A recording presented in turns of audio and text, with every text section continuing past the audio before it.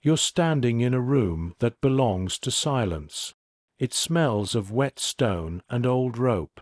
The bulb above your head trembles with a faint insect hum, and the air is thin, the way breath becomes when it learns not to be heard. The table is scarred. There are marks in the wood where questions lived before you arrived. Metal winks on the surface. A jug, a cup, a pencil laid with tender precision as if neatness could change what it is. Boots on the other side of the door shift their weight. A key waits in a lock like a tooth holding back a word. You are not here to be dramatic. You are here to endure. Before you drift off, take a moment to subscribe, but only if stories told in whispers are your kind of thing. And tell us where you're listening from, or which image lingers with you the most. You're listening to Echoes of War. The chair is ordinary, and that is the cruelty of it. Your hands know their place, wrists cool against the grain. No labels, no declarations, only the slow instruction of the room teaching you the language of waiting. Light, metal, breath, silence. 4 words you will keep like a rosary. Thread them, pass them, return. The bulb flickers once, a moth's heartbeat. The door opens with a sigh that pretends to be gentle. There is a coat with braided loops, a face shaved to the wrong kind of perfection, and questions that are not questions. Paper slides forward. A name. Another name. Something about radio. Something about a line that ran from a town whose roofs remember salt to a valley where mountains lean in to listen. The pencil taps. The cup tips. The room wants your voice to become a bridge. You refuse to lay the planks. You look at the wood. The marks. The tiny crater where someone pinched a splinter free. A map unfolds in your mind. Coastlines traced by dusk. Lanes sown with bicycle tires. Safe houses that are only safe if the door knows how to forget your footsteps. Somewhere a child laughs in a memory that is not permitted here. You send the sound away like a bird that needs a different sky. Outside the pane, weather tries a key of its own. Rain fingers the ledge, then stops, as if the cloud has been told to wait its turn. You listen to the narrowness of your breath. You let it be common, small. The room is full of listening. The pencil, the bulb, the careful boots. You do not answer. You learn the art of unbuilding the bridge with quiet. Later, much later, someone will count the bones in the story and call it courage. Here, it is posture, a way of arranging your absence so that it cannot be borrowed.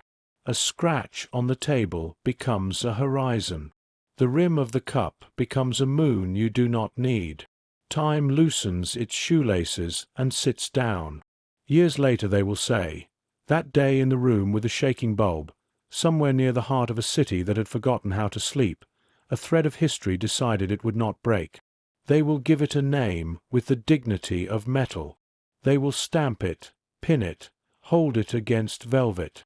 But in this moment none of that exists.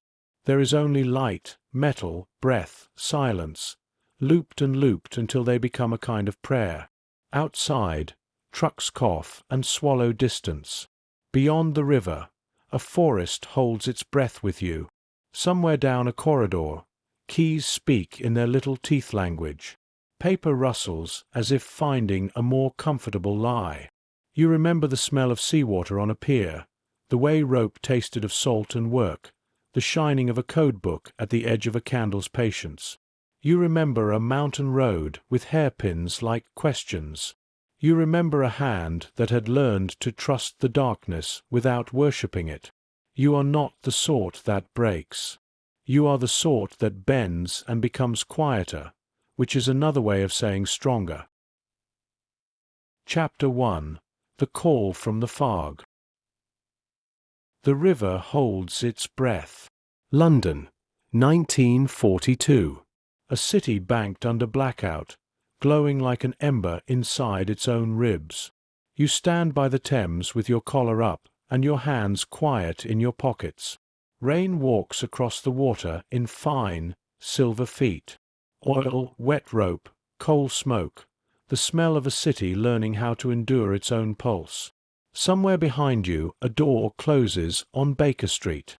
Inside, a desk lamp burns low over a map of Europe, edges browned where heat has leaned too close.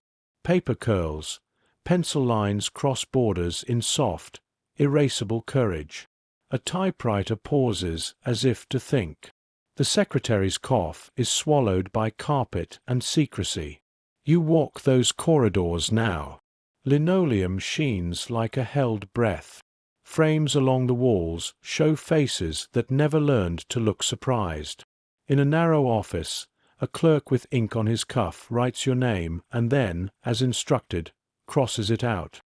He prints another, Sansom Odette, French-born, British by marriage.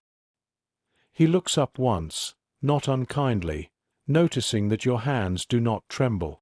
The rubber stamp falls. The thud is a verdict pretending to be paperwork. The major who will become your instructor does not offer comfort. He slides a cigarette across the desk without lighting it, watches how you take it.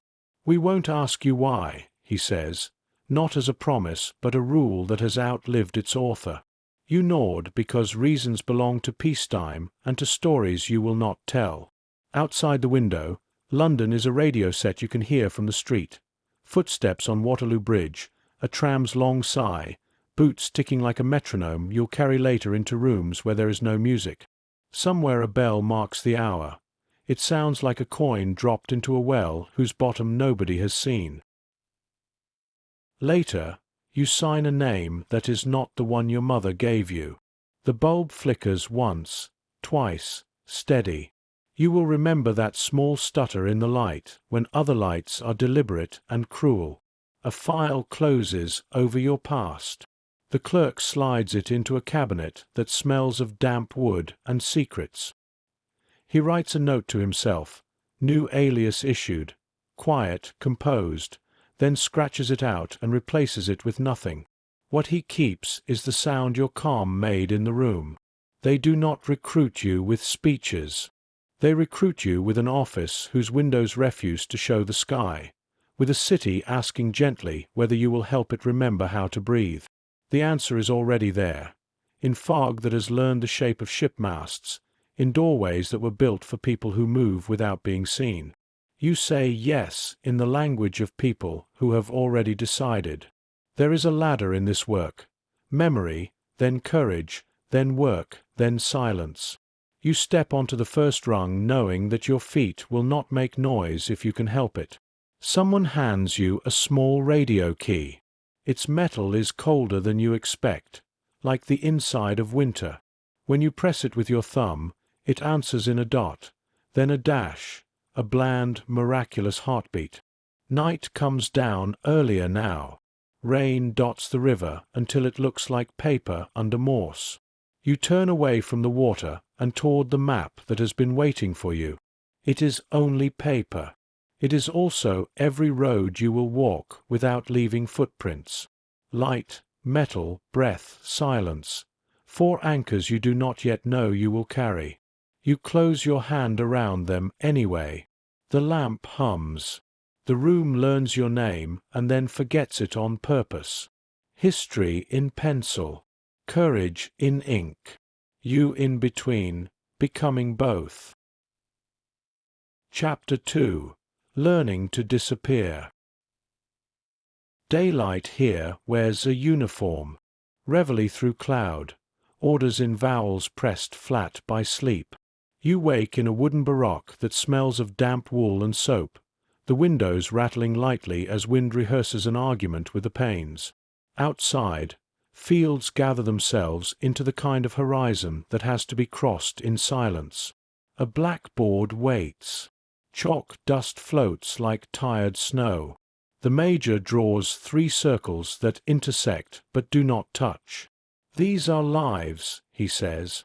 "Yours must pass among them without leaving a print." The chalk snaps. No one laughs. The joke isn't about humor. It's about the sound of something thin giving way. They fit you to a parachute under a hanger lamp that hums as if it remembers insects. Straps cross your chest like the beginnings of a map. Metal bites your collarbone cold. The instructor, a man who has learned to do kindness in the form of repetition, checks each clip twice, then checks them again for the sake of a guard he isn't sure he believes in.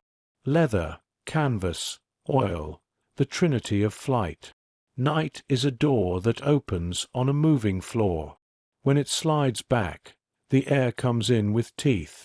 You count because numbers are the one promise that can be kept up here. 1, 2, 3. The world rearranges. For an instant you are a chord struck by the wind. Then the canopy opens with a blunt, domestic sound, like a curtain being yanked. Cloth snaps. Knuckles burn. Your breath is a metronome set to the speed of falling. England tips beneath you, hedges and lanes stitched into a quilt left on the grass to cool. You practice radio until dots feel like heartbeats and dashes like doors you have already walked through. The key's lever is smooth as bone. The lamp is low. A cigarette burns to a ledger of ash and collapses without comment. In another room, maybe in London, maybe in a basement with a clock that forgets the hour on purpose, someone listens and writes your words into a book where names have learned to go missing.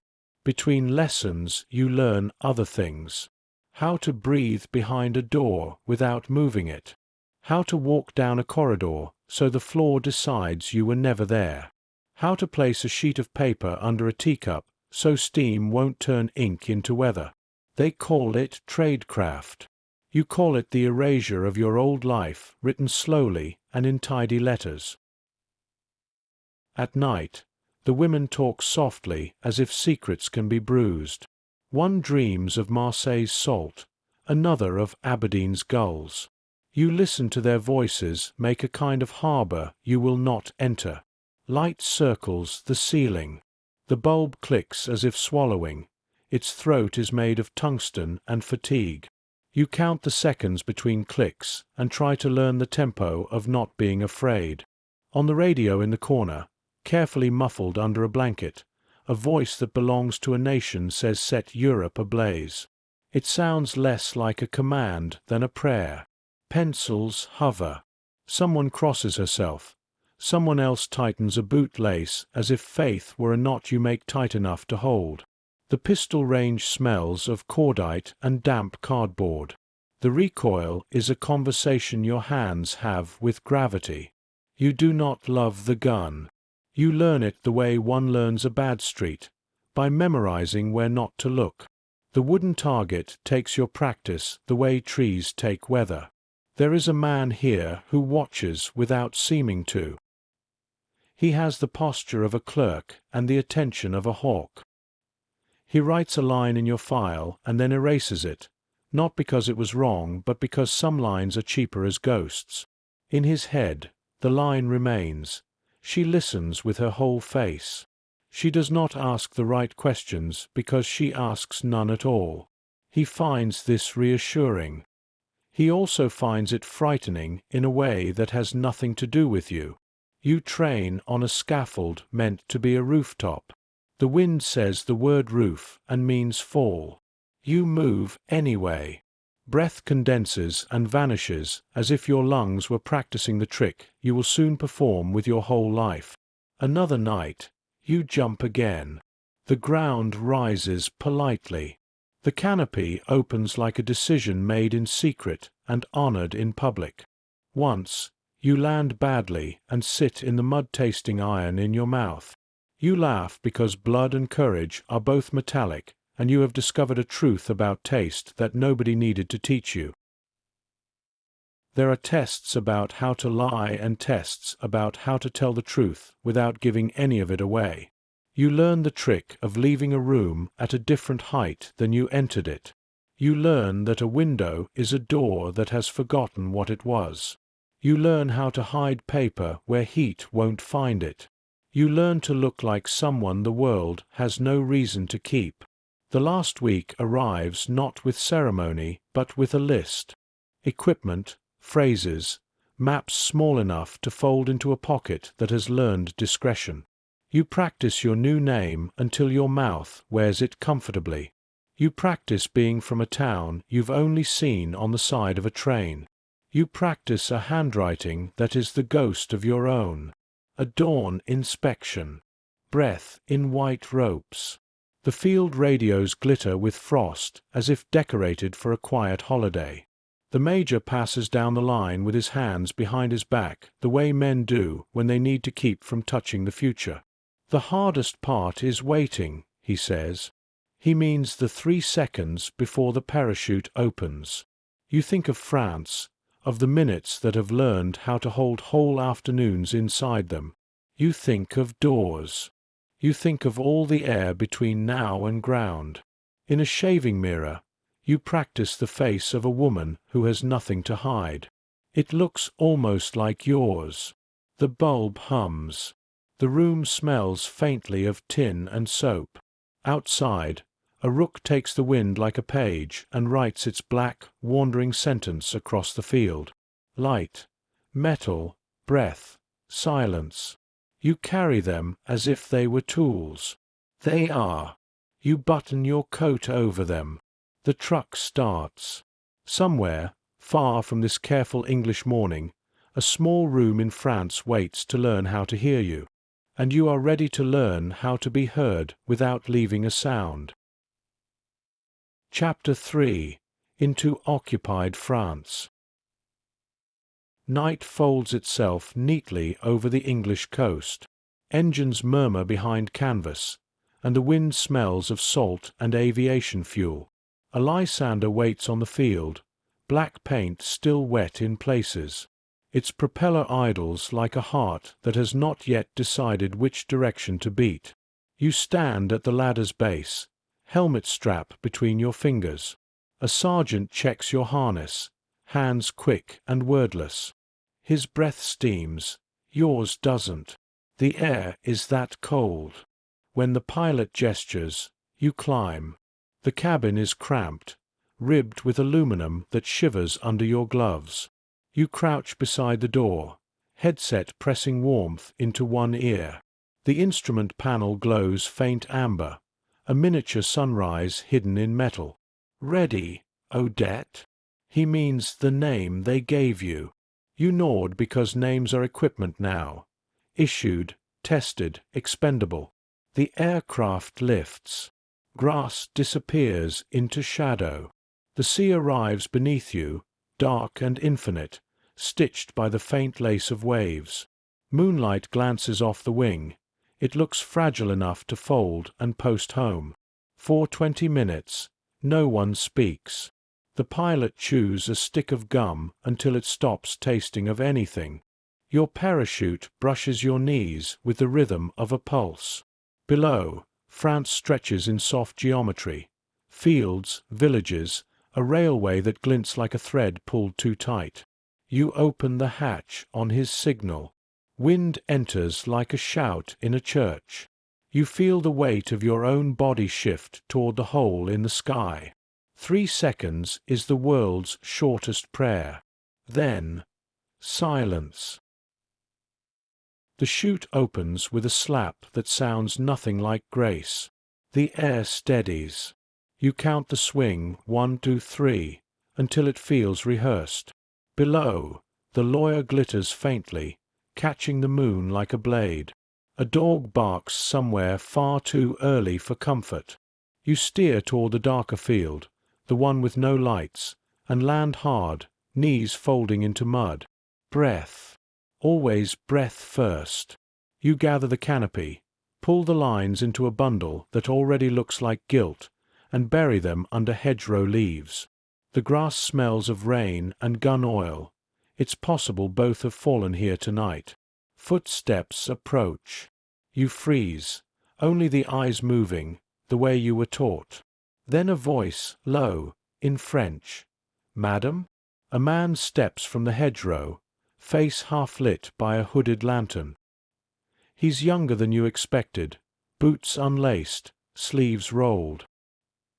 He holds the lantern out, and the light wobbles over your badge and the mud on your cheek. "You are late," he says. You almost laugh, because even in war, the French are punctual about irony. He helps you into the cart without another word. The horse snorts. Wheels turn.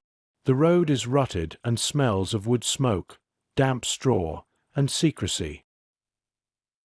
At a farmhouse outside Tours, someone pulls open a trapdoor and gestures you in.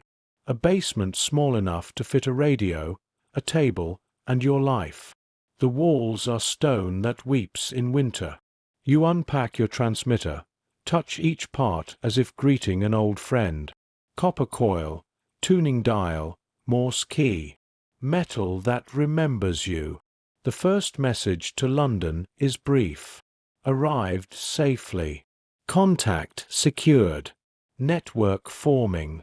You sign with a single initial that is not yours. The signal crosses the channel, riding static and luck.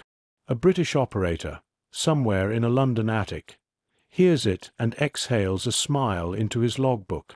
He doesn't know your face.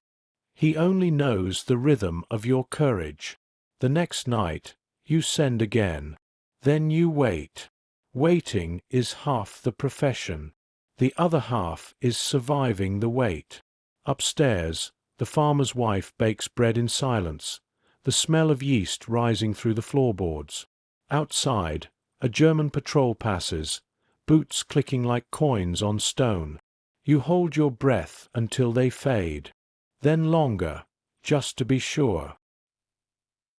The world has become a ledger of sounds. The creak of chairs. The hush before a knock. The small sigh a match makes when it gives up its flame. You learn to catalogue them faster than fear. One evening, the courier arrives. A girl of 19 with hair pinned tight and a scar across one eyebrow. She speaks without adjectives, all verbs and timing. She leaves a bundle on the table, wrapped in brown paper and rain. Inside, codes, messages, a scrap of newspaper from Paris dated 2 days ago. She disappears again, swallowed by the ordinary night. You imagine her walking through fields with those papers under her dress, heart beating Morse against her ribs. You wonder how many of you are out here, unseen and learning to stay that way.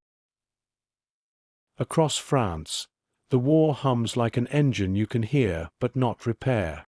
Trains run east. Rumors travel west. In taverns, voices lower when radios crackle. A mother stirs soup with one hand and hides a leaflet with the other. Somewhere, a gendarme decides he has not seen what he has seen. You move between safe houses.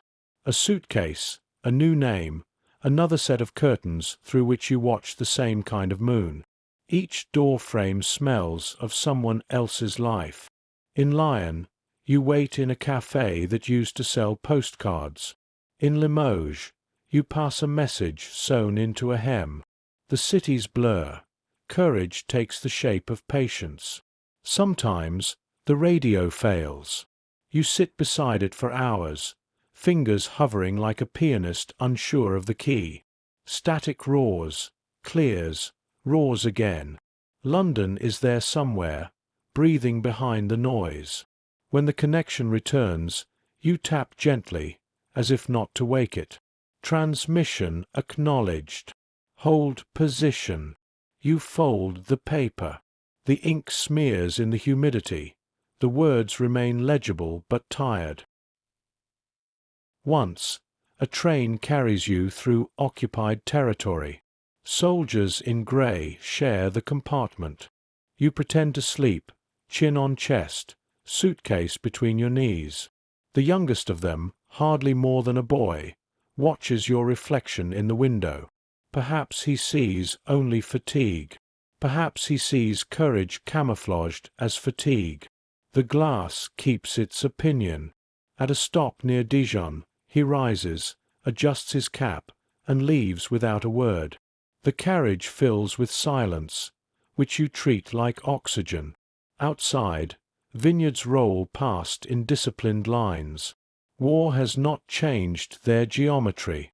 You think of pruning shears, of grape baskets, of how peace always looks agricultural when you're not allowed to touch it. Winter comes without ceremony. Frost outlines every risk. You hide the transmitter in a crate labeled potatoes and move to a new attic. From here, you can see the river, frozen at its edges. The code key feels heavier in cold hands. You tap slower, steady. On the second night of snow, you send a message longer than usual. Arrests in tours. Request evacuation for Matthew and Claire. Network compromised. You hesitate before signing. Then add, I remain at post. The sentence is both obedience and confession. London will receive it in 6 seconds. You will live under it for 6 months. Sometimes, you meet couriers in the open just to remind yourself that air still exists. A marketplace. The smell of onions and horse sweat. A coded phrase exchanged over a basket of apples. You nod and keep walking. Behind you, a child laughs. You remember laughter as something that used to require permission. By spring, the ground itself begins to feel watched. Trains arrive half empty and leave half alive. Each town invents new ways to keep secrets and new graves to hide them in. Your reports shorten. Supplies low. Contacts lost. Continuing. Even your handwriting forgets flourish. It walks across the page like a soldier who's learned economy. One evening you smell gasoline before you hear the engines. A car stops outside. Voices. German accents. A knock that does not wait for invitation. You burn the cipher pad first, quick and without regret. Ash rises, wavers, and disappears into the ceiling's wooden ribs. The radio you bury under the floorboards. The key you keep in your pocket because hands need something to do while pretending to be calm. When the door opens, light floods the room, too bright to belong to chance. A man in uniform steps in, gestures with a courtesy so practiced it feels like theft. Madam Sansom, he says, almost kindly. He calls you by the name they should not know, and the room, obedient to history, begins its silence. Chapter 4. The Invisible Network. You don't remember the car starting, only the sound of tires on gravel, the door closing with that measured politeness the Gestapo cultivated like art. Rain presses itself against the window, making each street lamp into a streak of trembling gold. The city outside is still France, but it feels borrowed now, a place you're moving through on someone else's permission. The officer beside you says nothing. His gloves rest on his knees, fingers steady, as if patience were his rank. When he checks his watch, you notice how quiet the world must be for a second hand to matter. At Fresnes prison, the walls glisten like wet stone after confession. A woman in a grey uniform takes your name down wrong and doesn't correct it. The key turns twice, soft clicks that sound almost intimate. The cell smells of soap and old breath. On the bed, a folded blanket waits like obedience. Somewhere, a door closes. Somewhere else, a typewriter begins again. France, you think, has learned too many rhythms of surrender.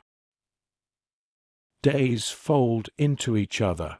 Bread, water, waiting, a bucket exchanged without words.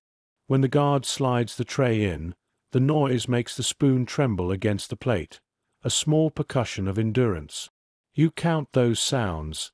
They become your clock. Once, you hear footsteps pause outside your door, then continue. That's how memory works here, always almost arriving. The interrogations begin in morning light that tries to be merciful. They march you down a corridor that smells of ink and linseed oil.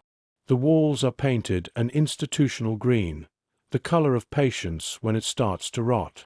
You walk with your wrists tied lightly enough to remind you they don't need to hurt you to own your time.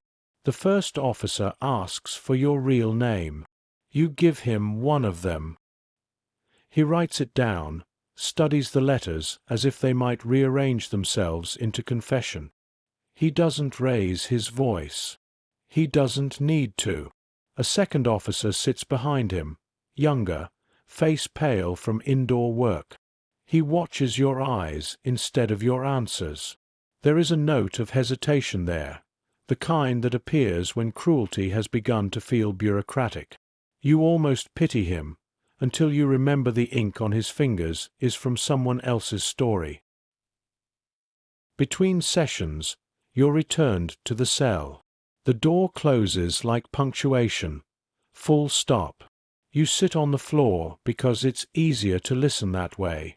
Pipes groan above you. Somewhere water drips with the precision of Morse.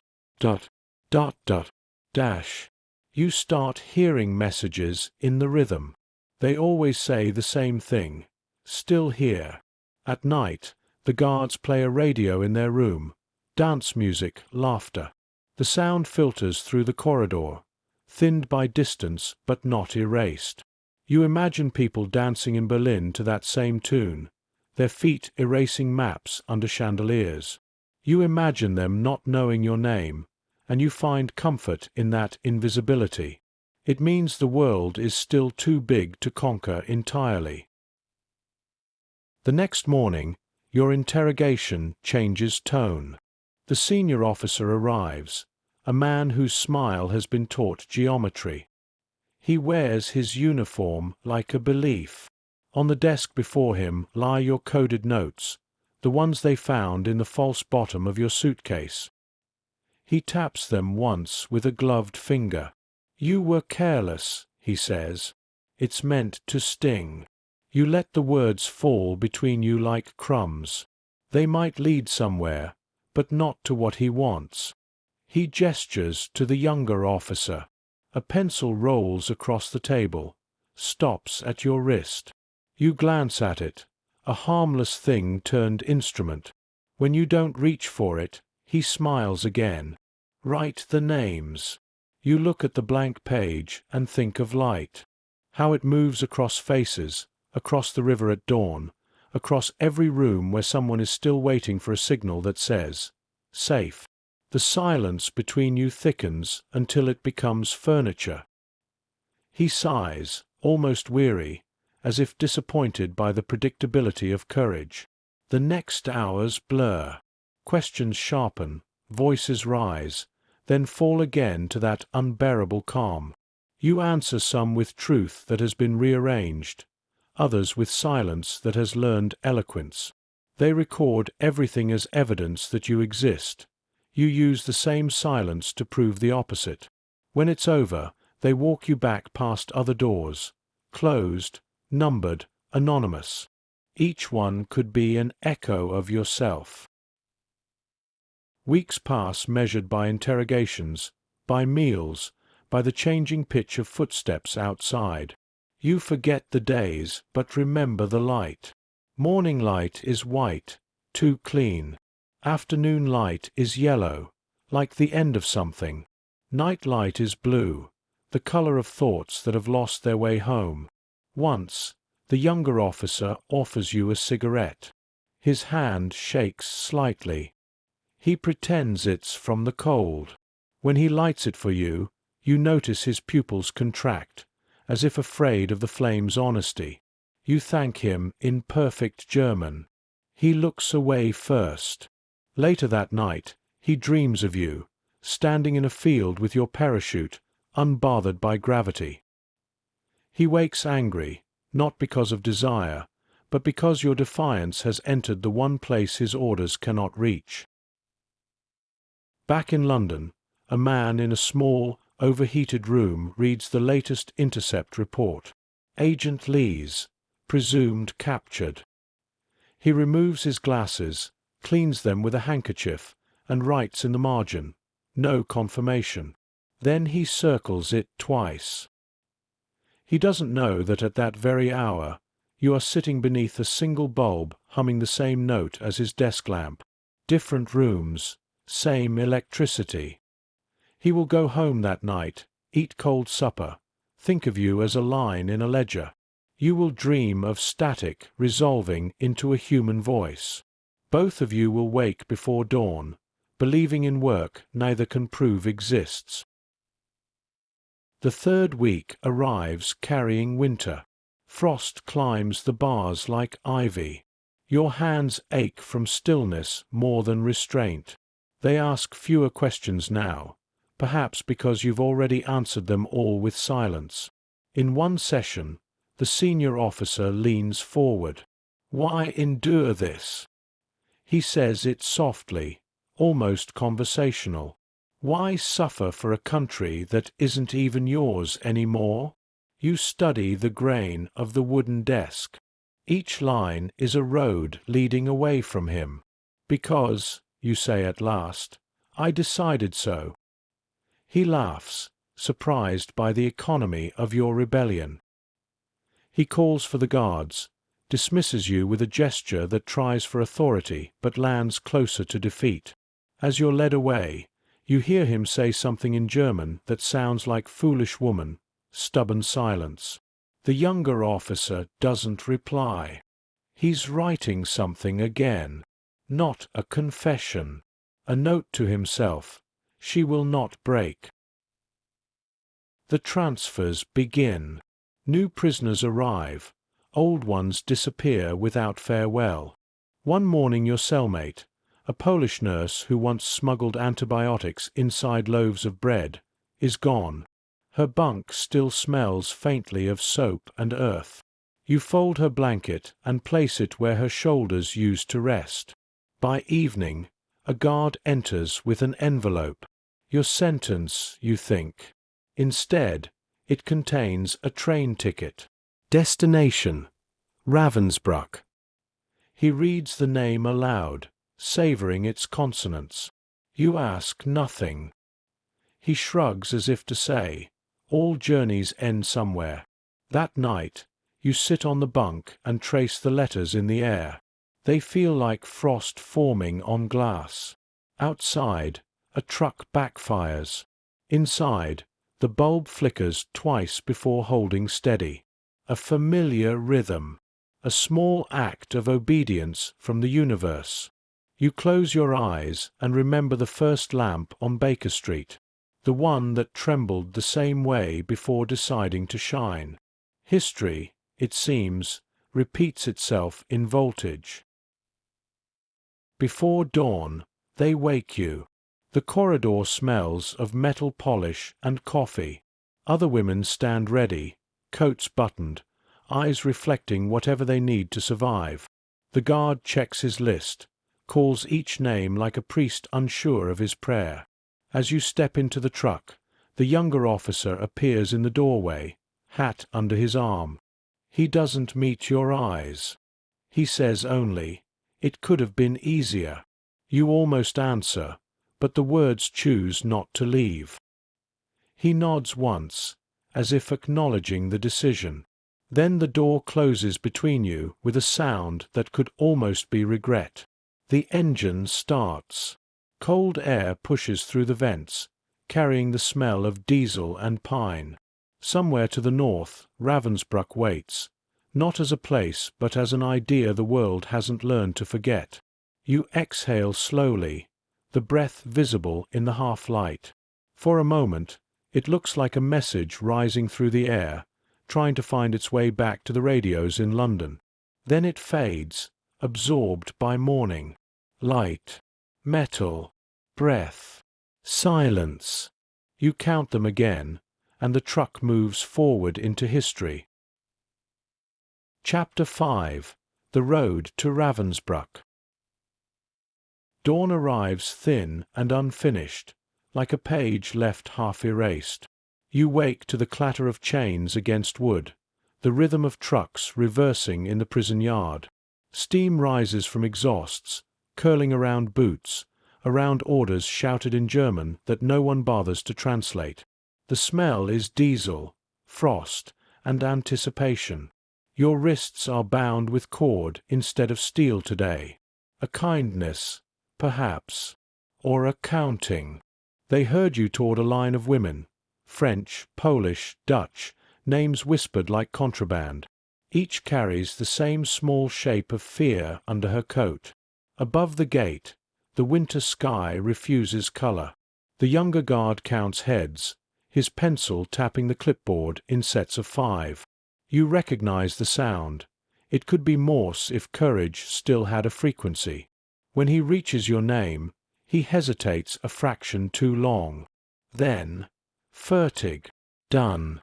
The truck's tailboard slams shut with a clang that erases conversation. Inside, air tastes of iron and damp cloth. 30 women, 1 bucket, no room for grace. Someone coughs. Someone prays into her sleeve. The engine growls and Paris begins to recede. Not a city now, but a rumor told backward. Through a crack in the boards, fields unspool like torn photographs. Frost silvering the hedgerows, villages still pretending to be ordinary. A farmer raises his hand as the convoy passes. The gesture could mean farewell, or surrender, or habit. You file it under proof the world still notices. Hours turn circular. The body learns new mathematics. How many breaths fit between jolts? How many heartbeats between stations? A woman beside you murmurs numbers under her breath. Train schedules, recipes, psalms. It doesn't matter which. They all sound like home trying to translate itself. When night finally folds around the convoy, stars appear uninvited. You watch one shiver behind wire mesh. For the first time in months, you think of the sky as something that doesn't need permission. The train waits at a siding crowded with wagons marked Arbeitstransport. Guards shout, dogs answer. Metal hooks ring like church bells stripped of blessing. They separate you into groups of 80. The door slides open. The smell of straw and fear rushes out to greet you. Inside, the space is smaller than thought. You learn immediately what the body can give up and still count as living. When the door slams, darkness arrives fully employed. The floor sways, rough beneath your shoes. Someone strikes a match. Its brief light gilds faces already halfway to ghosts. In that flare you see a Russian woman cradling her daughter's scarf. No daughter, only the scent left on fabric. You look away because compassion can make confinement smaller. The train begins to move. Wooden walls creak like old pews. The hymn is wheels and distance. Every stop feels like an accusation. At each halt, guards open the door just long enough for air to remember what mercy smells like. Sometimes they throw in a loaf, sometimes nothing.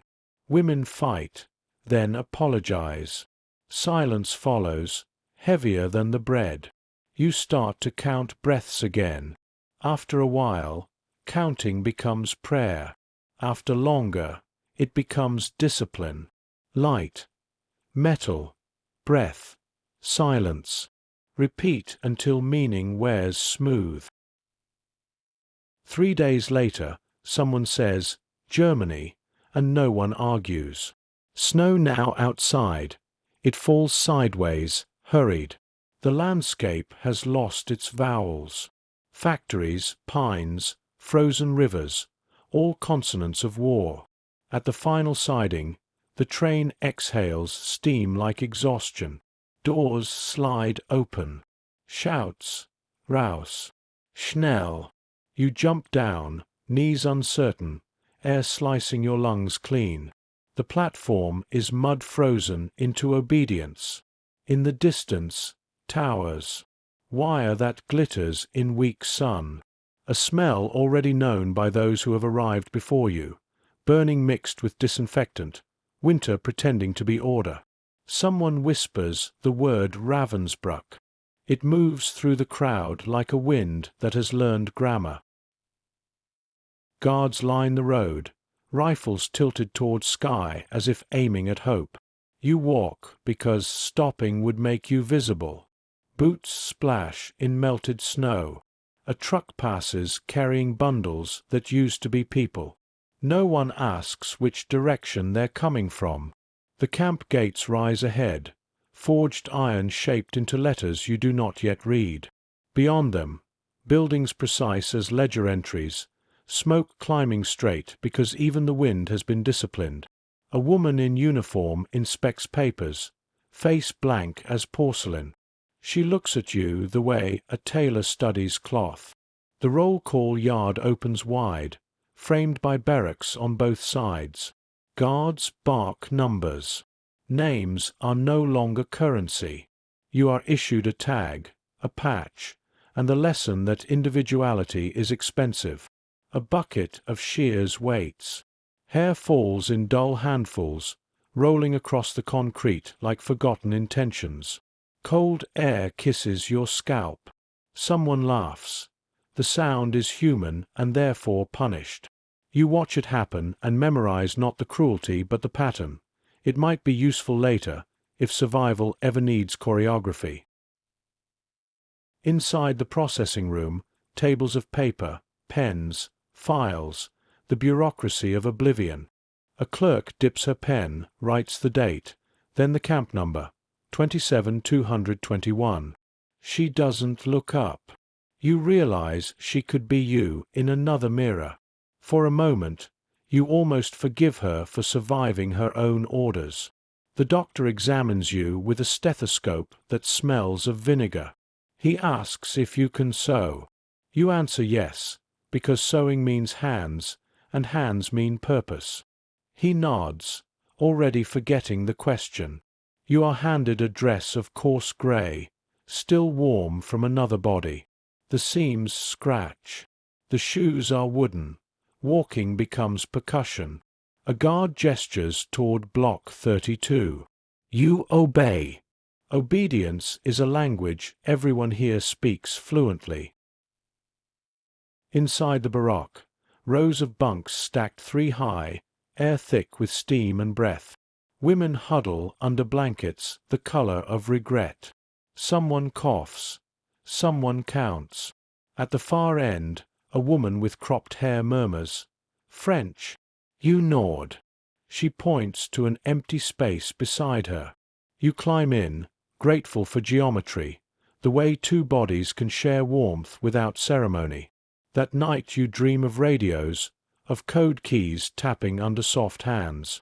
When you wake, dawn is already knocking. A whistle cuts the dark. Orders spill in German. Outside, the yard waits for inventory. Roll call lasts hours. Numbers shouted, repeated, corrected. Snow collects in the folds of uniforms. You learn to stand without knees, to breathe shallowly so the ribs don't argue. A guard walks the line, boots clicking like a metronome of obedience. When she stops in front of you, you meet her eyes by mistake. They are grey, not cruel, just empty of weather. She moves on. Work begins before the body consents.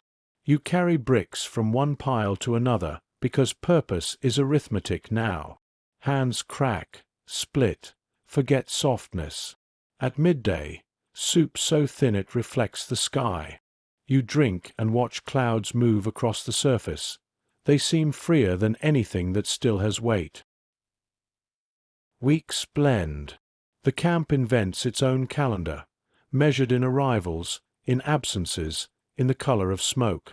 Whispers become maps. Who still lives, who was seen, who will not return. Names traded like smuggled currency.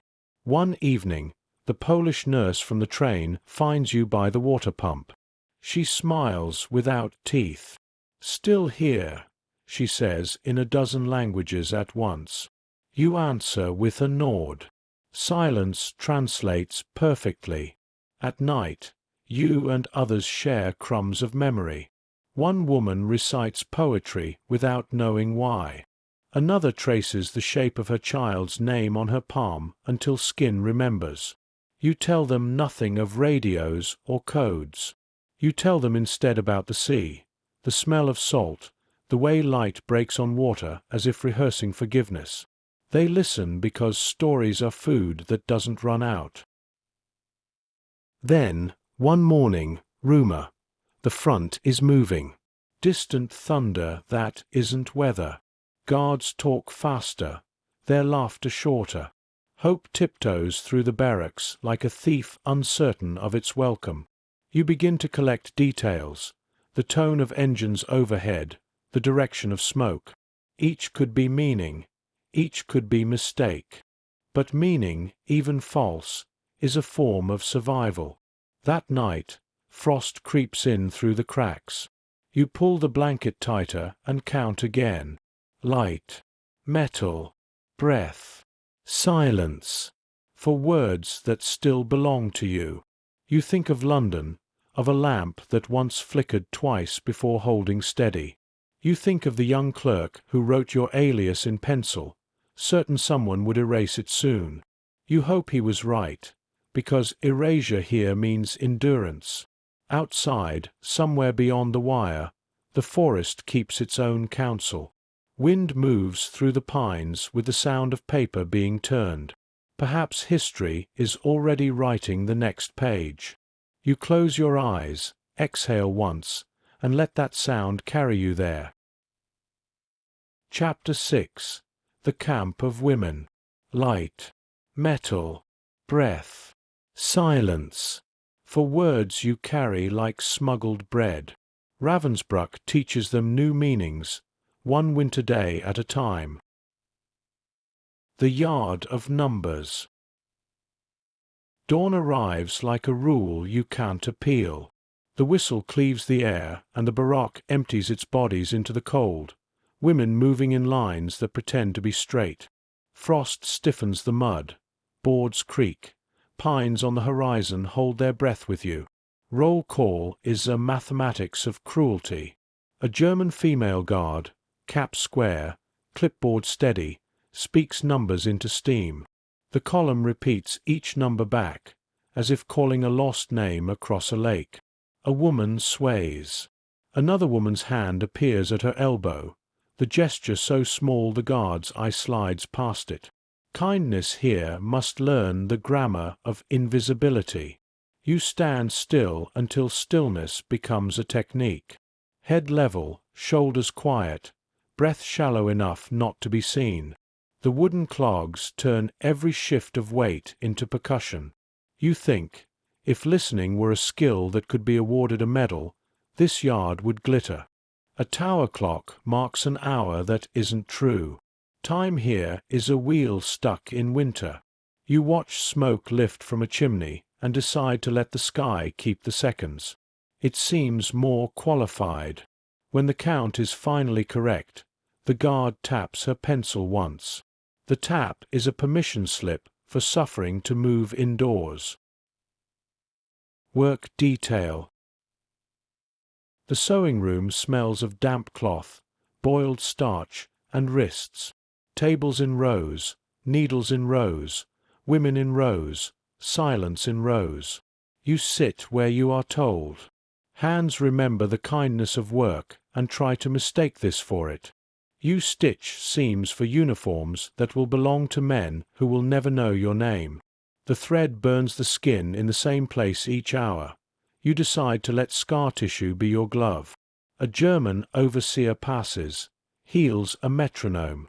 Her gaze is not hatred. It is indifference learned to a high polish. Sometimes indifference is the heavier chain. Opposite you, a Polish medic turned seamstress measures a hem with eyes trained on a different horizon. She hums under her breath, 2 notes, then a third, each the length of a stitch. If the overseer hears, she hears only industry. Behind you, presses thump down rhythmically, iron jaws biting steam and cloth. Metal breathes. Women don't. Somewhere a machine belt squeals, and the room looks up without moving. At midday, you're handed soup in a dented tin. It tastes of turnip that changed its mind. Across from you, a Czech student holds her cup in both hands and looks into it as if divination might work on broth. After 3 sips, she has learned the future. More of this. The bell clangs. Needles resume their piano. You tuck the thimble into your palm like a prayer no one will confiscate. Signals. Ravensbrück is a map made of rumors. You learn its language quickly. A lifted chin means not now. A slow blink means later. A glance at the floorboard's 5th nail means hide. A crumb shared with the left hand means I still know how to give. At the pump you trade a sentence with a woman whose German rings with Vienna. She once sang for rooms that wore chandeliers. Now she counts buckets, not applause. Her hands are raw, but her eyes are still stage lights. Still here, she says, the camp's only boast. Still here, you answer, the camp's only anthem. That evening in the laundry, you watch steam bloom from basins as if the water were learning to breathe for all of you.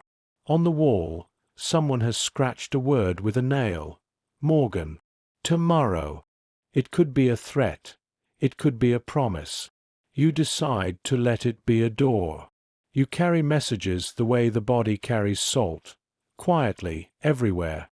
A spool of thread passed palm to palm becomes news of an old comrade seen alive.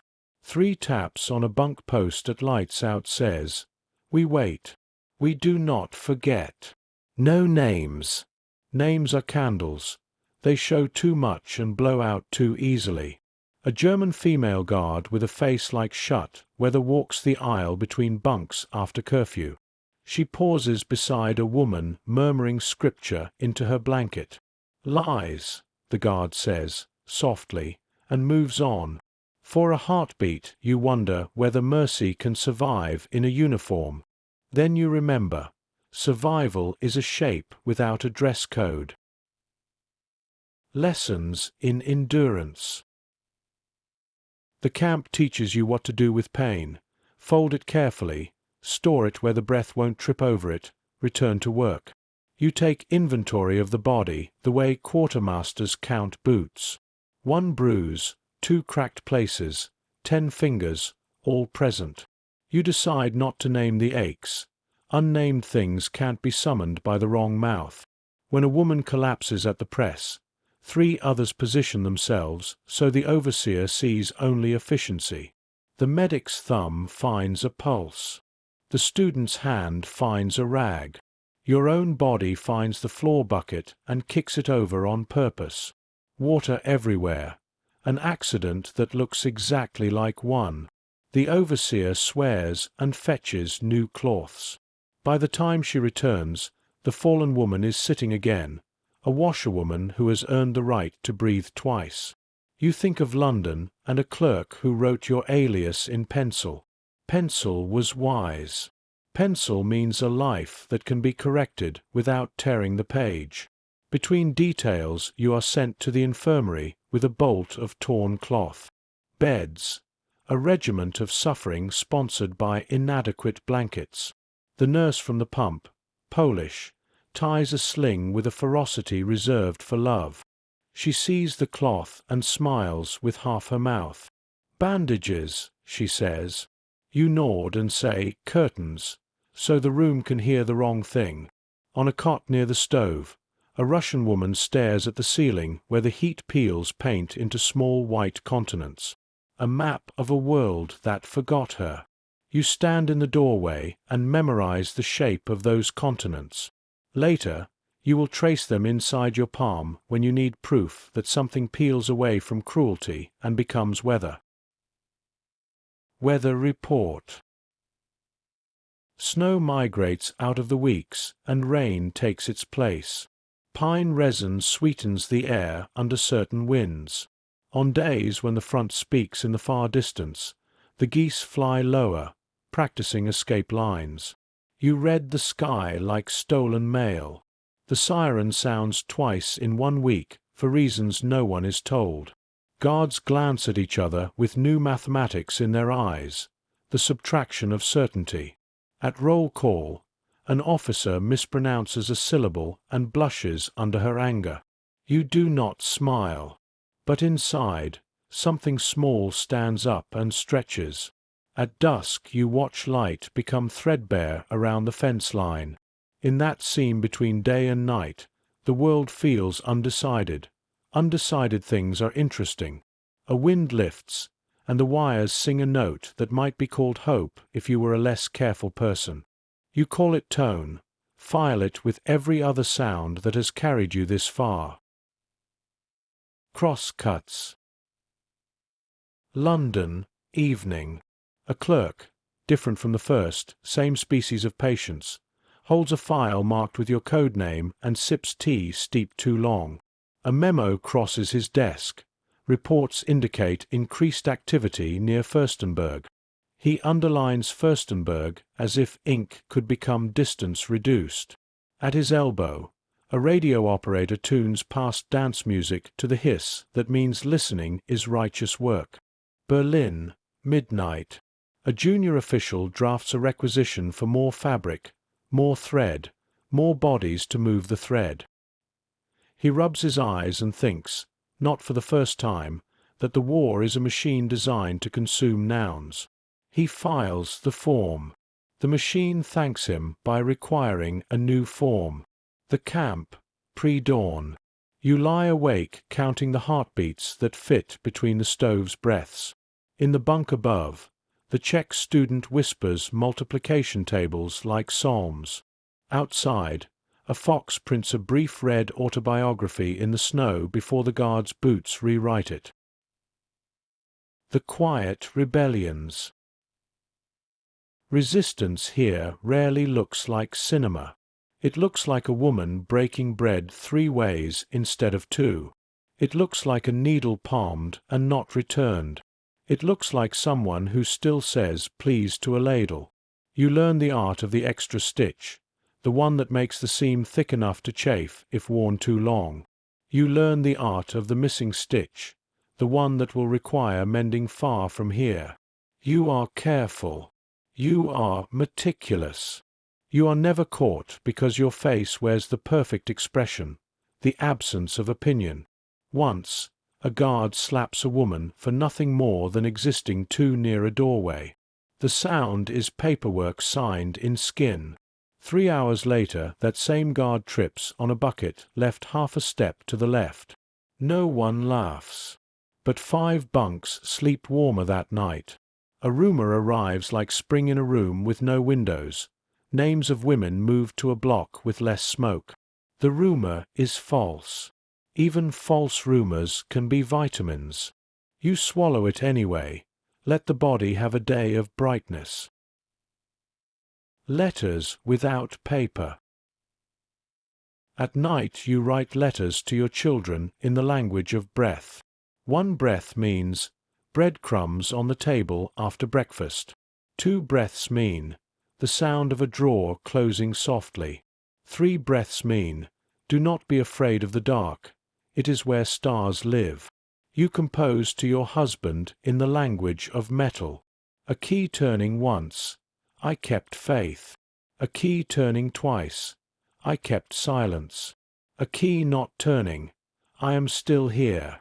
You fold each letter into the muscle between your ribs. No guard searches there. The body remains the last undiscovered country. Inventory of light. Here is the light you are allowed. Dawn light, thin, administrative. Laundry light, hot, damp, almost kind. Stove light, orange, unreliable, coveted. Moonlight, illegal but generous. Here is the light you carry. A lamp in Baker Street that flickered twice and then stayed. A lantern in a French field where a young man said you were late and then helped anyway.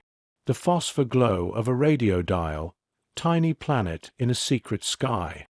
You polish these lights the way other women polish their wooden clogs, with spit, with sleeve, with stubbornness. Nothing shines. Everything persists. A day ends. The whistle returns you to bunks. A guard's steps recede down the aisle like weather moving on. Someone coughs, someone prays, someone sleeps without remembering how she managed it. You lie on your side facing the sliver of window that admits a shard of night. Frost flowers on the pane like breath that decided to hold still. You count again, not to reach a number, but to make counting the shape of safety. Light, metal, breath, silence. 4 anchors in the dark water.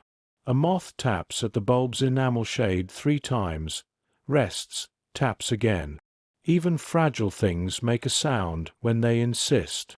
The camp exhales. The forest answers with needles whispering secrets to each other beyond the wire.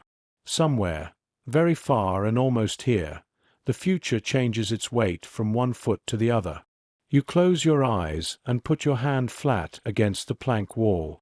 It is cold, steady, real.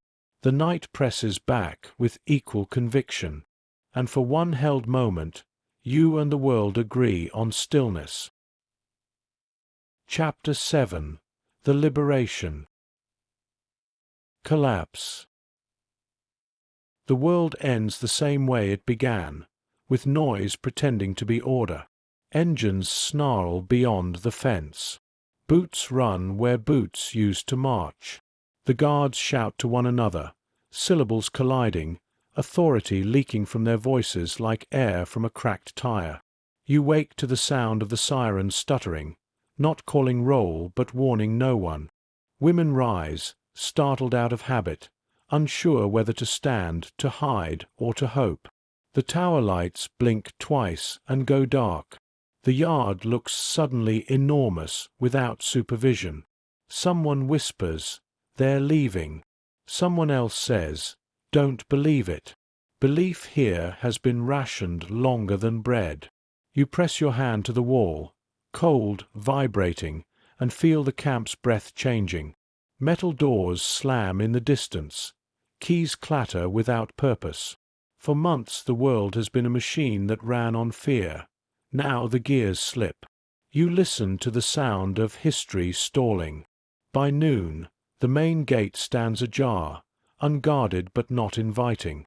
Smoke drifts sideways from the crematorium, its final punctuation hanging unfinished. Snowmelt pools along the yard, reflecting sky, a sky too blue, too ordinary. It feels wrong for beauty to be punctual. Exodus. Orders come from nowhere. March. You march. Habit is stronger than liberty. The column snakes through the forest road, a procession of grey dresses and silence. Guards trail behind, rifles slung loosely, their attention divided between orders and self-preservation. The air smells of thawing earth, of things that might grow again. Pine needles cushion the steps. Birds test their voices and stop, confused by so much movement. A woman ahead of you stumbles. Another woman catches her. Neither speaks. The gesture is fluent by now. By dusk the column halts near a frozen pond. The guards argue in low tones. A truck arrives, then leaves. The sound fades into the same direction everything else has gone. That night you sleep sitting up, your back against a tree, the bark digging its own diary into your shoulder blades. Wind passes through the branches like breath through a flute. You dream not of freedom, but of rooms with doors that close softly. Even imagination moves carefully after captivity. Morning, no guards. Only the trail of their boots in slush leading nowhere in particular. The forest holds its silence as if protecting you from believing too quickly. First light. You walk until the horizon begins to make sense again. A road, a river, a signpost half buried in mud, letters spelling Furstenberg. A village that has lived all this time beside horror, and learned to pronounce denial as daily life. A farm gate creaks. The farmer's wife stares, flour on her hands, eyes unsure whether to offer or defend. She fetches water, sets it down, retreats. You drink slowly, remembering how to own thirst. Farther along the road, a sound grows. Heavy engines, a deeper accent of machinery. Not German. The rhythm is unfamiliar, a promise approaching. You stop in the middle of the road, unable to move in either direction. The truck appears, white star on the hood, canvas flapping, mud on its smile. Voices shout in English. For a moment, the syllables are just sound. You've forgotten the translation for safety. The Allied medic who jumps down first looks impossibly young. He scans the group as if looking for his mother's photograph. He says something, soft, rehearsed, kind. You don't answer. Your body doesn't yet believe verbs. He holds out a blanket. You hesitate. Then take it. Warmth weighs almost nothing, but it's the heaviest thing you've lifted in months. The road back. Trucks. Triage tents. The arithmetic of mercy. Soap, broth, bandages. Questions asked gently and answered with shrugs. You sit under canvas that smells of iodine and straw. Someone writes your name on a tag and pins it to your sleeve. You watch the letters form, Odette Sansom, as if they belong to a woman being invented in real time. The medic returns, clipboard in hand. France. You nod. He smiles as though nationality were a cure. They take your temperature, your pulse, your history. All three are irregular. You eat bread slowly, as if to apologize to it. A nurse washes your hair with motions that belong to forgiveness. Later, a journalist appears, notebook trembling. He asks what it was like. You look at his pen, the same shape as every pencil in every office that ever recorded obedience, and say, "We were alive." He writes it down, disappointed by the brevity of truth. What remains? You are driven through towns that have learned to smile with broken windows. Children wave because waving is easier than comprehension. Men in uniforms, different, friendlier, salute because procedure survives everything. The roads smell of rain and diesel and beginnings. At a border checkpoint, a British officer reads your papers twice. He offers tea that tastes like ceremony. When he salutes, you nod instead. Ranks feel smaller than gratitude. Days later, a transport plane hums across the channel. You sit near the window, wrapped in army blanket and disbelief. Below, the sea glitters. Same water, different meaning. You count breaths between waves until the coast appears. England, grey, damp, stubbornly familiar. Someone on the tarmac holds a clipboard. Someone else holds flowers. You step down and the wind finds your face again, recognizing it. The hospital in Surrey smells of soap and second chances. Clean sheets, nurses with gentle eyes, windows that open. You sleep for 12 hours straight. When you wake, your first thought is quiet. The lamp still burns. Letters arrive. The first from London HQ, for conspicuous courage under captivity. The second from a woman you met for 5 minutes 3 years ago. We never stopped listening. You read them both aloud once, then fold them into the drawer with the blanket. Paper, cloth, proof that texture survived ideology. One afternoon you walk in the garden behind the ward. The wind moves through daffodils. Their stems bow, rise again, bow. The sound is applause at the wrong volume. You accept it anyway. You stop beside a puddle that mirrors the sky, pale and exact. Your reflection looks older, lighter, uncertain. You smile because uncertainty is a luxury. Somewhere across the channel, the camp still stands, half dismantled, half defiant. The barracks echo with birds. The wire rusts into forgetfulness. But the air keeps the frequency of your breath, the faint morse of persistence. If someone listened closely enough, they might still hear it. You close your eyes. The sun is weak, but it's real. Light on skin, no bars between. Metal distant, breath deep. Silence, finally voluntary. The world exhales. And you, for the first time in years, inhale without counting. Chapter 8. The Aftermath. Light, metal, breath, silence. The words return as citizens, no longer fugitives. They walk beside you through rooms that open and close softly. Testimony. The courtroom smells of oak and ink and rain carried in on people's coats. Windows are tall enough to reconsider the sky. A clock presides as if time itself were a witness called to the stand. You sit where they ask you to sit. A Bible, a glass of water, a microphone that makes breath a public record.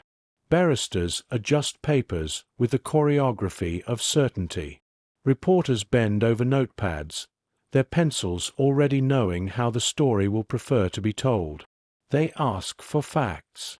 You give them chronology instead, because cruelty, like music, must be measured to be recognized. Days you can name, nights you cannot. You describe the green corridors of Fresnes, the dining room hush of the interrogation rooms, the stitchwork of Ravensbrück. Numbers, whistles, the grammar of obedience. Each sentence arrives without decoration. You refuse to adorn what refused you. They ask what it felt like. You let the question pass by. A train that does not stop here. A feeling would relocate the audience into your body. You are not a place for tourism. The defendants watch, faces trained to declare bureaucracy blameless. One of them studies the window, eyes narrowed as if sunlight were a cross-exam he didn't prepare for. Another stares at the table, learning the wood grain by heart, a new memorization, this time without orders to guide him. The judge thanks you. It sounds ecclesiastical, this gratitude. You nod, step down, and leave by a side door that smells of polish and relief. Outside, London rain rehearses forgiveness on the pavement. Forgiveness does not attend today. But rain has never been good at reading the agenda. The quiet medal. You are called to a ceremony where people stand straighter than usual. A hall with flags that bring their own weather. An official reads words designed to be remembered by people who were not there. For courage. For gallantry. For enduring what could not be asked. He pins the medal to your dress. It sits cold, then warm, then ordinary. Applause blooms and fades. You hear your name as if addressed to someone across a river. Photographs happen to you. Light made into squares that will insist on a story, even when the story insists on silence.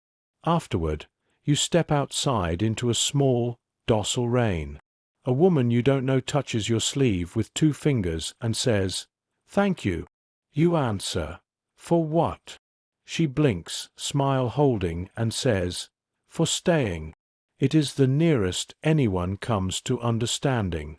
At home, you place the medal in a drawer with letters whose folds have learned their angles. You close the drawer without ceremony. Recognition is not the opposite of suffering. It is a light that knows where you keep the shadows. The house learns your silence. Walls have to be retaught how to listen after war. You speak softly. They answer by not echoing. A kettle remembers its own job. Windows accept fingerprints without requiring explanation. You relearn domestic languages. How to measure flour by memory. How to grease a pan with a folded piece of paper you read yesterday. How to set knives on the drying rack so their reflections do not surprise you. You arrange cups on a shelf so the handles point in the same direction. Not control, alignment. At night, the house makes the old nocturnal noises. Pipes confessing, wood remembering trees. You catalogue them as you once catalogued footsteps in corridors. This is a kinder taxonomy. You begin to sleep without an inventory between you and the dark. Your hands forget to tremble. They do not forget where trembling belongs. Letters returned. The post arrives with a clatter, the vowels of other people falling through the door. Some letters are from strangers who prefer devotion to accuracy. They write of bravery the way tourists write of sunsets. You answer with 2 sentences, both honest, neither helpful. Thank you for your kindness. There were many of us. Other letters come from women who survived different rooms. Their ink is steadier. They write in lists because lists are where chaos finally owes you money. Name, taken. Number, issued. Friend, lost. Silence, kept. Daybreak, believed in without evidence. You reply by hand. Paper against wood. The sound is domestic thunder. You sign your name and think of the pencil line a clerk once erased on purpose. Your name has become a place people visit to remember that endurance is not a myth. One afternoon, a letter carries a fragrance that stops you mid-breath, lavender or the ghost of it. Inside, a photograph from before the war, 3 women on a step, knees touching, heads leaned together. On the back, a single line, "We were there too." You place it on the mantel, not for display but to learn where the light falls in late afternoon. It finds their faces first. History is a lamp that gets its choices right exactly often enough to keep you polite. The work of memory. You are asked to speak in schools. Children sit upright in plastic chairs, their attention notoriously literate. They ask the exact questions adults avoid. They ask, "Were you scared?" You tell them fear is not a color, it is weather, and you dress for it. They ask, "Did you hate them?" You answer, "Hate is noisy, it would have betrayed the work." You show them a small radio key, not the original, but accurate to touch. Metal, cool, cooperative. You let them press it, feel how a dot insists and a dash refuses to apologize. You teach them how listening can be kinetic, how silence is not absence but architecture. In museums, you stand quietly near your own display as visitors read the placard and glance at your photograph for resemblance. Some recognize you, some don't. Both are correct. You were there and you are here. The curator asks if the text should say more. You suggest fewer adjectives. She smiles, surprised, and removes 2. A small victory for nouns. The shape of peace. Peace comes to the body like a letter misdelivered. You recognize your name, but the handwriting feels convinced you live elsewhere. You open it anyway. You learn the rituals of ordinary danger, boiling milk without letting it climb the pan, crossing streets with faith in brakes, forgiving a door for closing quickly. Your heartbeat stops rehearsing sirens when a chair scrapes the floor. You invite friends and discover that laughter is an instrument you still know how to tune. There are days when a sound passes too close to a memory. A key, a shout, the slap of a newspaper against a hand. On those days you go to the sea. The horizon is a line that will never sign paperwork. Waves arrive with the punctuality of mercy. You breathe their rhythm until the body remembers that breath was never the enemy. At the greengrocer, you choose carrots as if selecting violin bows. At the ironmonger, you run a thumb along the cool, ridiculous curve of a door handle you don't need. Owning not necessary things becomes a modest revolution. The mind relents. The world makes room for meanings that are not survival. Crosscuts. A German apartment, years later. The former junior officer, the one with good handwriting and a failure to sleep through winter, repairs a clock that belonged to his mother. He oils the gear that once stuck at 10 minutes to midnight. The clock ticks again, but with a limp. He lets it. Repentance has a rhythm. He is trying to learn it. A London office. A clerk, older now, opens a file marked with your alias. Inside, messages on onion skin paper, pencil rubbings of courage. He removes a duplicate, places it in a folder stamped exhibition loan, and writes a note in the margin, return with gratitude. He underlines return twice. A classroom in Marseille. A child stands to read a report titled La femme que René parcide. She stumbles on seed and corrects herself, cheeks flushing. The teacher does not help, because the lesson is to keep walking through a sentence that wants you to stop. A garden in Surrey. You prune a rose that has survived 2 late frosts. It responds with more roses, because plants like to be consulted. You nod, as if answering a question the bush had the courtesy to ask softly. Rooms that remember you. There is the hall with the bronze plaque. You visit on a weekday when no ceremonies deplete the air. Fingerprints have collected around your name as if strangers had tried to leave heat for you to use later. You touch the metal, and it does what metal does, acknowledges without promising. There is the memorial by the lake at Ravensbrück. You go alone. The water keeps its sentence, long and slow. The wind leafs through the pines. A bench waits with a small brass plate engraved with someone else's name, and you sit there gladly, borrowing the furniture of grief. On the far shore, children, distant, legally joyful, throw sticks for a dog. It returns them with a zeal that belongs only to the living. You watch and do not turn away. Survival requires the ability to look at happiness without suspicion. There is the museum where your uniform hangs behind glass. A child presses her palm to the case, then pulls it away, leaving a print that fades by the time her mother says don't. You consider leaving your palm beside it, 2 ghosts negotiating a handshake. You leave only breath on the glass, and even that is careful. Inventory of gratitude. You keep lists again, but they're not of danger. They are domestic gratitude, specific as stitches. The click a door makes when it decides to be closed, then changes its mind. The weight of a sleeping child against a shoulder that used to carry vigilance. Bread that forgives you for eating it slowly. A lamp that hums with electricity sent by no one who wishes you harm. The way wind edits trees without malice. Shoes that are leather, not wood. Knives that cut only food. A radio that plays music nobody fears. The word later used without dread. The word home used without proof. You keep the list on paper that does not need to be hidden.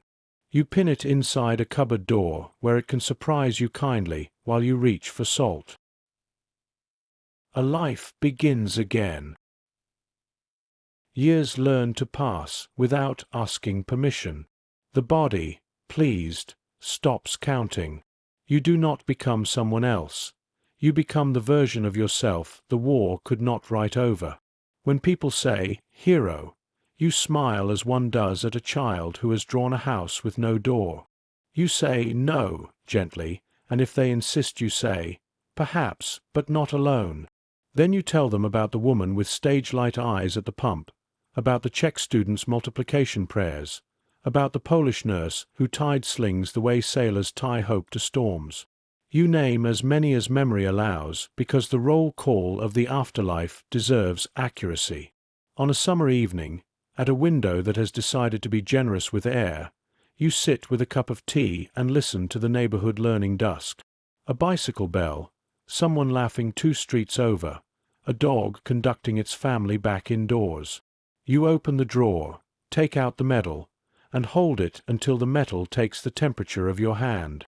You set it down beside a small radio key no museum has borrowed yet. Metal beside metal, both converted from weapon to instrument by context and afterthought. You touch the key, lightly. Breath. Silence. The room recognizes the language and remains calm. Far away and very near, the sea is saying what it has always said. Arrive. Depart. Arrive. You stand, close the window, and let the house hold your name without argument. Not broken.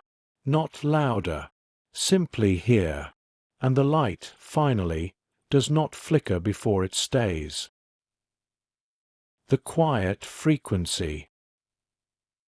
Even silence has a pulse. You hear it in the way wind moves through pines at Ravensbrück, in the click of a radio dial finding rest between stations, in the hush that lingers on water after a stone has forgotten its fall.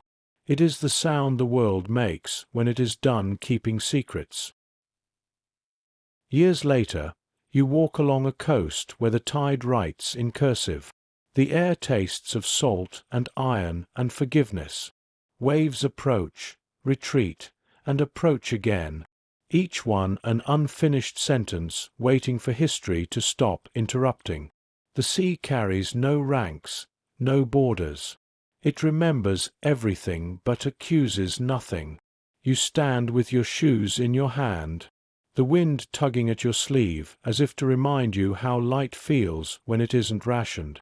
Far offshore, gulls turn circles the way questions do when they no longer need answers. You count their wings until they become dots in the gray. Then let your eyes return to the horizon, that faithful line where the future still begins. In London, the lamp on Baker Street still burns. Someone else occupies the desk now, writing new names into new files. 4 wars that are always younger than the people who must survive them. The lamp hums softly, a filament remembering the woman who once signed papers under its trembling light. Perhaps the light remembers you more accurately than any archive. Somewhere else, in a classroom, a teacher recites your story. Children listen in the language of wonder and fatigue. Outside, rain starts, gentle and repetitive. No one complains. The teacher pauses, and for a moment the only sound in the room is the rain saying, "Remember softly." Memory does not vanish. It migrates. It moves from skin to paper, from voice to wind, from photographs to the pause between them. Each retelling makes the silence a little less heavy to lift. You have learned to live among echoes. They are not ghosts. They are the architecture of proof. They make space livable again. When you open a window, you can feel them rearrange the air so it flows toward peace instead of away from it. You still keep the medal, but not on display. It lies in its drawer, quiet, obedient, unpolished. A punctuation mark for a sentence the world is still finishing. Beside it rests the radio key. You touch it sometimes, not to send, not to call, just to feel the memory of connection humming beneath your thumb. A language older than victory, simpler than grief. Light, metal, breath, silence. The code that once divided life from death now spells something gentler. Home. At night, when the house forgets itself into sleep, you listen. The kettle cooling, the tree outside measuring the wind, the hum of the distant city that has forgiven you for surviving it. You think of the others, the nameless, the numbered, the not forgotten. They come quietly, as if checking that you're all right. You assure them you are. They leave without closing the door. There will always be more wars, more couriers, more women asked to keep impossible secrets. But there will also be lamps that flicker and then hold steady. There will be hands that learn how to help without command. There will be silence used not as punishment but as peace. You walk through your garden at dusk, roses heavy with rain, the soil smelling of persistence. A petal falls against your wrist, a small, deliberate weight, reminding you that gentleness was always the bravest language. The sky deepens to blue-gray, the color that held you all those years and refused to break. You stand still long enough for the first star to choose you. Somewhere, a radio left on in another room picks up faint static, a frequency that isn't static at all, but memory tuning itself to gratitude. Aftermath, the silence that survived. The prison is gone now. The walls were torn down long after the war, the stones carted away, the rooms repainted into ordinariness. If you walked there today, you might not recognize anything, just a building in a quiet city, traffic humming past, windows open to sunlight. But the air still knows. Air always remembers where silence was kept too long. You stand in that imagined room, the one with the trembling bulb and the marks on the table. The light is softer now, but it still falls the same way, slanting across wood, searching for the outline of a woman who refused to answer. Odette Hallows, born Sansom, daughter, mother, courier, spy. A thread of resolve spun through fear, stretched but never broken. She carried messages, names, lives folded into paper and risk. She carried them through occupied France, through nights where every footstep was a coin toss between survival and capture. When the Gestapo took her, they believed time would do what pain could not. They were wrong. Odette learned how to turn silence into a fortress, one built not from walls, but from will. She let their questions die of exhaustion. She protected those she loved with the only weapon they couldn't confiscate, her refusal. You can almost hear it now, the stillness between questions, the deliberate rhythm of her breathing. In that rhythm lived a kind of freedom the captors could never touch. Every second she withheld a word, she reclaimed a piece of the world they were trying to own. Later, after liberation, she would speak softly of it. She would downplay what she had endured. She would say she only did what needed to be done. But others who saw her, who saw the scars that would never fade, understood. Courage, when it's real, rarely raises its voice. It just keeps going. You step into the courtyard where the prisoners once stood for roll call. Grass grows where boots once crushed gravel. A sparrow lands on the stone well and drinks without fear. It's hard to imagine that cruelty once lived here, hard and therefore necessary, because forgetting is how silence begins again, and Odette's life was the opposite of forgetting. She survived Ravensbrück. She survived torture. She survived the idea that mercy was weakness. And when she walked free, she carried none of their hatred with her, only her truth, steady, quiet, intact. There's a story told by those who met her after the war, that she never spoke of vengeance, only of values, that she refused bitterness, even when it would have been easy, that she believed humanity could be rebuilt, piece by piece, the same way trust is, slowly through proof. You look up. The sky is grey, gentle, indifferent. You imagine her gaze meeting it, not in triumph, but in relief. Freedom was never the absence of walls. It was the return of choice. The ability to speak again, to tell the truth without fear. And she used that voice not to glorify suffering, but to remind the world how fragile conscience can be, and how worth protecting. In her later years, she lived by the same sea she once crossed in secret. Waves folding against the shore, endless, patient. Perhaps she found in that horizon a reflection of her own endurance, calm on the surface, immense beneath. Maybe that was her reward, to stand in the open air, feeling the salt wind on her skin, and know that silence, once her armor, had finally become peace. You walk away from the ruins of the past, but the feeling follows you. It isn't sorrow. It's something quieter, gratitude perhaps, for the reminder that strength does not always shout, that heroism can look like stillness, that there are people in this world who would rather suffer than betray what's right. The light fades. The wind carries the faint smell of rain, and for a moment the whole world feels paused, as if it too is holding its breath in respect. Thank you for listening. You've been part of Echoes of War, where stories rise on quiet wings, and the past still circles above us, refusing to land.